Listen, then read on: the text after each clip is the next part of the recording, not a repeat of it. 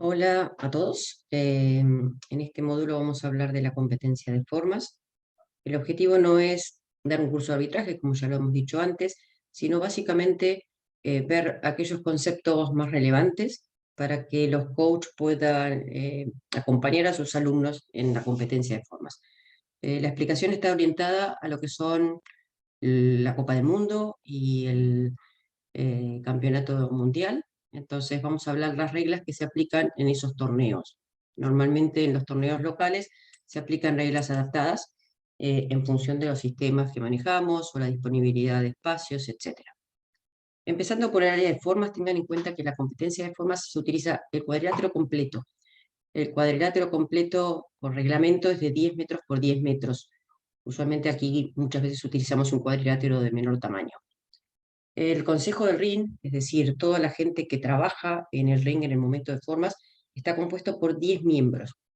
Básicamente ustedes van a identificar menos cantidad porque hay dos que tienen una función diferente que es ayudar en el área. Entonces, para empezar a entender quién es quién en el área de competencia de formas, vamos a tener una mesa de jurado que está compuesta por el presidente del jurado, un miembro del jurado, que normalmente en los mundiales es otro presidente del jurado, pero que en esa llave, no, actúa de miembro del jurado. Y después cuando viene la otra llave, se sienta en el lugar del presidente del jurado y van rotando a lo largo de toda la competencia. También se encuentra el operador de la computadora, que es quien va a ir marcando y habilitando los puntajes que puedan marcar luego los jueces. Luego tenemos 5 jueces que están ubicados normalmente a una distancia de 1,50 m, y de esos 5 jueces, el que se ubica en el medio es el que llamamos central referee, referee central, árbitro central, porque es quien va a conducir la dinámica del cuadrilátero de formas. Va a puntuar igual que el resto de los jueces, pero va también a hacer la señalética para que los competidores ingresen al área de competencia, se saluden a la mesa, saluden entre ellos, y bueno, da las órdenes de comando en cada una de las formas. Luego están esas dos otras personas adicionales que les comenté, que son, lo que van a hacer es ayudar a la dinámica del cuadrilátero. Es decir, van a ir preparando para que en línea estén preparados los competidores que siguen luego en la llave y así sucesivamente. De esta forma lo que se garantiza es que el cuadrilátero fluya y que haya una mayor dinámica. Ahí es importante destacar algo, siendo coach, hay que estar muy atento. ¿Por qué? Porque ustedes sepan que si ustedes tienen acceso a las llaves, pueden ver en qué ubicación les va a tocar a su competidor, y normalmente hay siempre dos competidores preparados. Entonces el coach tiene que estar alerta de que puede ser que en cualquier momento entre al cuadrilátero su competidor. Como ustedes saben, un competidor sin coach no puede ingresar al cuadrilátero, con lo cual, por una cuestión de apoyo y que el competidor se sienta bien, sugerimos que se prevea poder estar acompañando al competidor justo, por lo menos, previamente a que él ingrese al cuadrilátero, ya estar preparado y, bueno, acompañarle en ese momento de concentración. Por otro lado, los coaches se ubican enfrentados a la mesa del jurado en las esquinas opuestas, como están viendo en este chart. Si hablamos del campeonato del mundo, eh, vamos a ver que las llaves, digamos, utilizan un sistema piramidal de eliminación. Esto quiere decir la típica llave en la cual compiten uno contra otro y así van pasando de ronda a ronda hasta llegar a la final entre los dos mejores. Los competidores compiten 1 a 1 y realizarán dos formas designadas. Designadas quiere decir que las elige el jefe de jurado, se eligen directamente por sorteo, electrónicamente. En la primera forma designada, los competidores van a poder competir entre una de las tres formas dentro de lo que es su propia graduación. Estamos hablando de campeonato del mundo, recuerden que en este caso tenemos únicamente cinturones de danés. En la segunda forma designada se elige entre todas las formas restantes apropiadas a la graduación. Y aquel competidor que tiene mayoría de votos, o al menos 2 votos a favor, 2 votos me refiero a 2 jueces que están votando a favor de ese color, será declarado el ganador.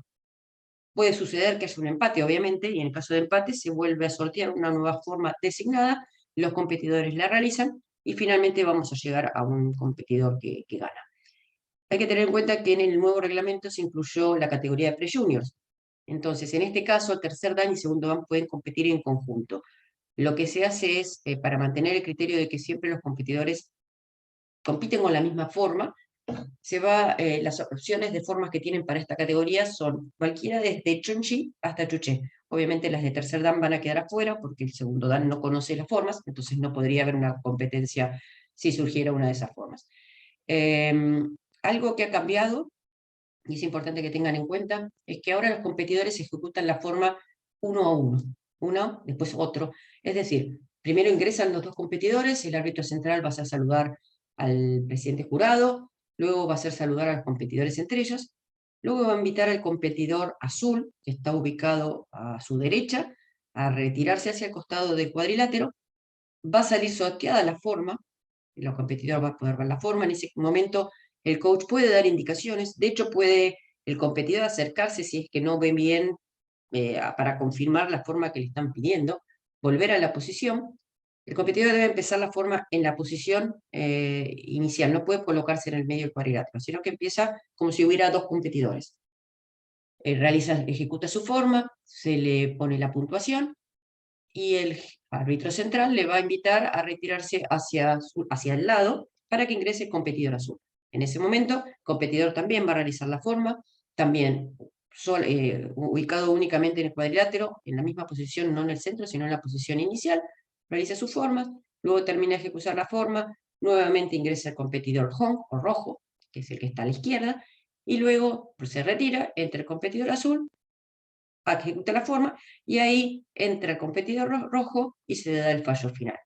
Esa es la nueva mecánica de campeonato. Es decir, hoy por hoy los competidores van a competir, pero van a ser vistos únicamente por todos los jueces uno a uno. No va a haber posibilidad quizá de que estoy viendo al otro competidor y me pierdo que se comió un movimiento o que pasó algo, sino que la idea es poder evaluar la forma de manera mucho más detallada, solamente prestando atención a un único competidor. En el caso de la Copa del Mundo, como saben, se incluyen los competidores cinturones de color.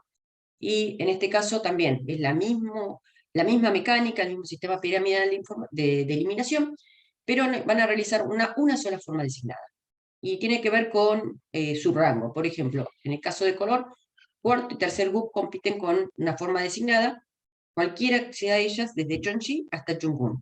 En el caso de la competencia de segundo y primer group, que también van juntos, van a competir con formas designadas desde Chonchi hasta Guarani. En el caso de los cinturones negros, lo mismo, compiten con una sola forma designada. Primer dan va a competir con primer dan, segundo con segundo dan, tercero con tercero, cuarto, quinto y sexto compiten todos juntos. El competidor nuevamente es igual que en el Campeonato del Mundo, que haya obtenido la mayoría de votos de los árbitros, con al menos 2 votos a favor, va a ser el ganador, y en caso de un empate van a realizar una forma adicional designada. Vamos a lo más importante, ¿cómo evalúa un árbitro, un juez, a mi competidor?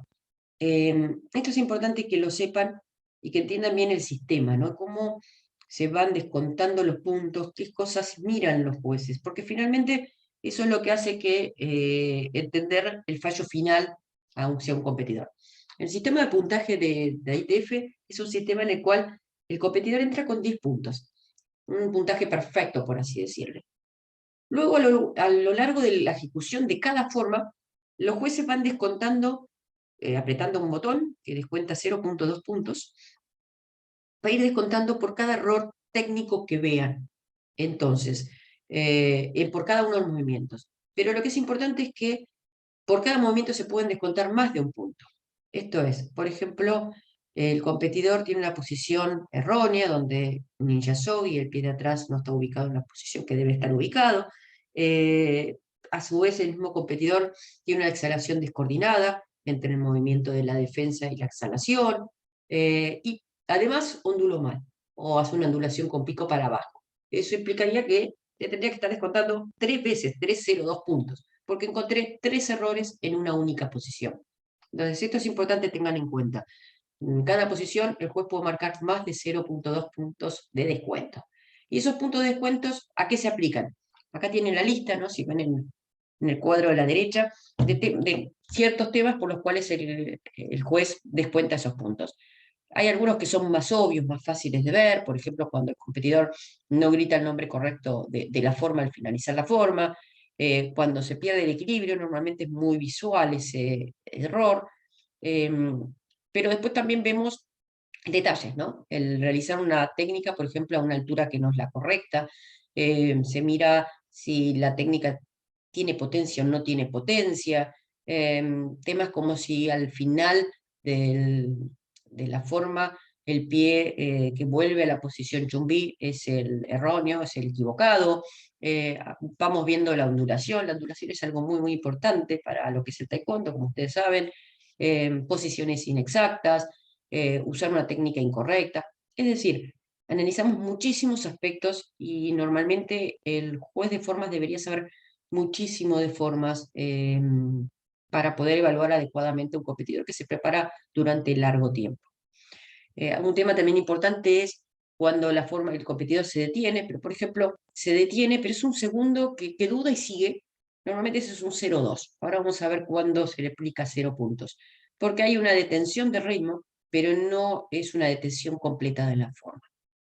Dicho esto, tengan en cuenta que también un cambio con respecto al reglamento anterior, para aquellos que lo conocen, es que antes se evaluaban las formas en 3 niveles, ahora toda la evaluación de formas se realiza durante la ejecución. No hay un nivel 2 o un nivel 3 en la cual evaluábamos otros aspectos, sino que todos los aspectos se evalúan durante la ejecución de cada una de las formas. Como les dije, cada competidor pasa por separado y cada forma que inicia también con el mismo puntaje, con 10 y se van descontando. Lo que es importante que tienen que tener generalmente los jueces en cuenta y también los coaches cuando un juez coloca un puntaje de 0. Hay algunos que obviamente, como van a ver, son súper obvios, ¿no? Si un competidor empieza la forma, se queda parado y no la sigue, va a tener 0 puntos porque no la hizo definitivamente. Pero también cuando un competidor se queda parado en la forma, duda, esa duda es excesiva, es decir, dura 2 segundos más, y realmente cortó toda la forma. Es como que, bueno, se perdió, pero se perdió realmente bien. Después, por más que siga la forma fue cortada. Normalmente los jueces, ¿cómo nos damos cuenta cuando es más de 2 segundos? Cuando no tenemos dudas. Cuando el competidor se paró y no queda dudas que por un rato se fue a otro lugar y estaba fuera de la competencia, nosotros ponemos 0 puntos. Cuando tenemos las dudas, ¿habrá sido 2 segundos? ¿Se paró mucho? ¿No se paró mucho? Generalmente se le pone 0,2, porque normalmente eso implica que no paró 2 segundos. 2 segundos parece poco, pero es mucho tiempo. Pruébenlo y realmente se nota la diferencia. Otro tema de 0 puntos es cuando no realiza la forma designada que se le pidió. Bastante obvio. Otra situación, y esta sí pasa muy seguido, realmente pasa muy seguido. A veces los jueces no lo llegan a ver. Ahora que van a competir uno a uno, supongo que va a minimizarse ese no ver la situación, pero puede pasar nada, que se le pase, hay cansancio por ahí muchas horas y a veces por ahí se pueden pasar estas cosas. Por eso hay 5 jueces, para que por lo menos un par lo puedan ver. Deberían verlo todos, pero puede llegar a pasar. Entonces, cuando una forma empiezo hacia la dirección equivocada, es decir, implica mover el pie equivocado, salir hacia el lugar que no va, puedo mover el pie equivocado, pero ir hacia la dirección que dice la forma, pero en ese caso estoy moviendo el pie que no corresponde. En esas situaciones voy a poner un 0. Otra situación de 0 es cuando comienzo una forma en una procesión preparatoria o un chumbí, diferente al especificado en las direcciones de la forma. Por ejemplo, si voy a hacer Wongetul, tengo que hacer Moaso y Chumbiá. Entonces el árbitro central va a decir Chumbi y luego va a decir Sillak para que empiece la forma.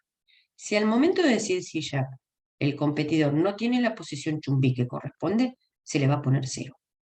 Hasta el momento del Sillak puede estar en posición Narani Soy, en ese momento el pueblo le dice Moasoy, Chumbi, o lo que tenga que decirle, el competidor por ahí se puede poner a la posición, y hasta ahí es el momento que puede terminar de hablar el coach, después ya no puede hablar más. Otra modalidad por la cual ponemos 0 puntos es cuando se añade u omite cualquier movimiento, o se cambia la secuencia de movimientos que están prescriptos, digamos, en la forma, cuando se mezclan formas, y por otro lado, cuando no se completa la secuencia prescripta o la dirección de los pasos que completan la forma no es la indicada en la forma. Todas estas son situaciones de penalidades terminales, como le llamamos, en las cuales el competidor se da 0 puntos. Ustedes van a ver que los jueces, a pesar de haber dado un 0, van a seguir puntuando. A nosotros se nos pide seguir puntuando por cualquier error, por cualquier quizá reclamo, porque quizá a lo mejor uno puede apretar sin querer el 0 y de golpe en realidad no era un 0, se equivocó al apretar el botón, entonces uno tiene la posibilidad de pararse y decir, no, yo seguí puntuando, pero no fue 0 sin querer apretar el botón, pues no lo puedo sacar una vez que lo marco. Así que bueno, cuando vean un puntaje que da 0, pero que el juez sigue marcando puntos, es por esta razón, porque siempre se le pide seguir, por cualquier cosa. En el caso de formas en equipo, las formas en este caso sí hay 2 niveles, no 3 como antes, en los cuales vamos a tener un primer nivel donde se va a descontar con el mismo criterio que las formas individuales, pero hasta un máximo de 6 puntos, es decir, voy a empezar con 10 y voy a poder reducir hasta que el competidor queda con 4 puntos, en la peor de las situaciones. El único tema que se agrega en el caso de formas por equipo es que el punto que dice que al menos un competidor no continúe el ritmo prescripto de la forma en todo momento. Entonces, en ese caso, tengan en cuenta que el equipo está considerado que es como si fuera una sola persona, pero en 5. Entonces, uno va a ver toda la dinámica, pero a lo largo de 5 competidores. Entonces, ¿qué va a pasar? Por ejemplo, si un competidor hace mal la posición de piernas, pero otro competidor hace mal la posición de la altura de una defensa, por ejemplo, voy a marcar 0,2 puntos, porque estoy viendo 2 errores. Ahora, si 2 competidores hacen un error de piernas o de posición, y otro hace un error de altura de una defensa, por ejemplo, en ese caso también voy a seguir marcando 2 puntos, porque es el mismo error y es un solo equipo, con lo cual te voy a considerar cada tipo de error a total equipo, no por cada competidor que lo realiza. ¿Qué hacemos los jueces? Y esto para que tengan en cuenta los coaches. Normalmente, claro, tenemos que ver 5 competidores juntos, ver los detalles juntos. Normalmente al principio de la competencia uno también identifica quién tiene ciertos errores, son los más visibles. Son aquellos competidores que normalmente los coaches los ponen, a veces los esconden un poquito o tratan de esconder un poco porque son más notorios sus errores. Entonces, quizá posiblemente por una cuestión de ver qué está pasando, sabemos que algunas posiciones, algunos competidores es posible que para algunas direcciones las hagan mal. Entonces vamos a estar mirando cada vez esas posiciones a ese competidor por una cuestión de que no se nos pasen errores. Uno a lo largo de los primeros movimientos más o menos identifica quiénes tienen más errores, quiénes menos, y bueno, vamos a estar atentos y adelantarnos a los posibles errores. Lo mismo sucede cuando hay una patada, ¿no? Los jueces sabemos que en ese momento los competidores pueden perder el equilibrio y vamos a estar súper atentos a ver si hay pérdida de equilibrio o no, porque implica un descuento de puntos. Eso se los comento para que tengan en cuenta, nada, muchas veces se pone a un competidor que definitivamente, por ejemplo, que tiene muchos anusoides erróneos y justo la forma tiene muchos anusoides y se lo pone en el centro y realmente se ve mucho en la dinámica. Entonces hay que, el coach tiene que jugar entendiendo cómo descontamos nosotros puntos y a partir de eso jugar y poner una dinámica que ayude a que la dinámica total del equipo sea atractiva, nos dé ganas de verla, ¿no? Nos están de alguna manera, entre comillas, vendiendo una performance. Luego tenemos también las penalidades terminales, similares a las de formas individuales, con un agregado. En el caso de las formas por equipo, se puede frizar algún movimiento. Entonces, supongamos que una persona del equipo frisa el movimiento, después lo frisa el segundo, el tercero, el cuarto. Cuando llega el quinto competidor, la forma tiene que seguir. Lo que no se puede es cortar el ritmo de la forma. Entonces, cuando hay una situación así de cascada, pero que no se retoma el ritmo después de terminar esa secuencia, va a ser un 0. Y después, la segunda tema a tener en cuenta en las formas por equipo es la puntuación en el nivel 2, que es muy importante porque nosotros estamos evaluando una performance en equipo. Entonces, el trabajo en equipo, la coreografía y la dificultad que se le pone a esa forma tiene un peso de 4 puntos. Nosotros deducimos, en este caso, de a 0,5. Cada vez que apretamos el botón, vale un descuento de 0,5.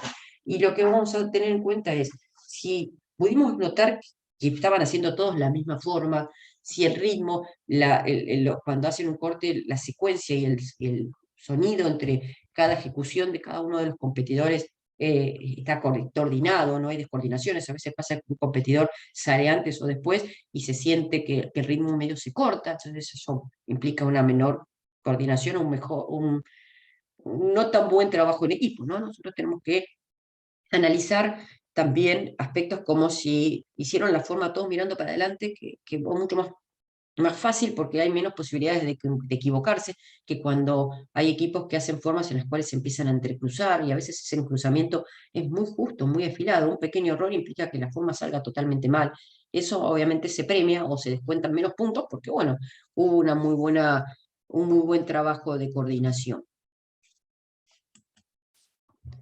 Para ir finalizando, lo que es importante tener en cuenta como coach es qué puedo hacer, ¿no? Porque yo estoy ahí, quiero ayudar a mi equipo, a mi competidor. Algo muy importante es que el coach no puede interferir en la ejecución de la forma. Esto quiere decir que mientras el competidor realiza la forma, no puede dar ningún consejo, no puede marcarle el ritmo, por ejemplo, para que el competidor siga eso no lo puede realizar. Puede realizar indicaciones a su competidor hasta el momento de la ejecución y en el espacio por ahí de tiempo entre las dos formas, pero no puede indicarle nada durante su ejecución. Más fuerte, seguía así, nada, tiene que dejar al competidor ejecutar su forma. Sí puede indicarle, por ejemplo, la forma que salió sorteada. Cuando, como les dije antes, un competidor a veces no tiene buena visión, o para asegurarse de que el competidor leyó bien, le digo cuál es la forma. Eso se puede y creo que muchas veces se ayuda. Como dije antes, no debe hablar durante la ejecución, no marcar el ritmo. Desde el momento de inicio de la forma, debe mantenerse totalmente en silencio. En caso de que un coach no siga estos lineamientos y digamos, persista en hacer indicaciones durante la ejecución, normalmente se le va a acercar un miembro del jurado y le va a solicitar que no lo realice. Puede ser que el coach no le dé importancia a esa recomendación y lo continúe realizando. En caso de ser reiterado, tengan en cuenta que puede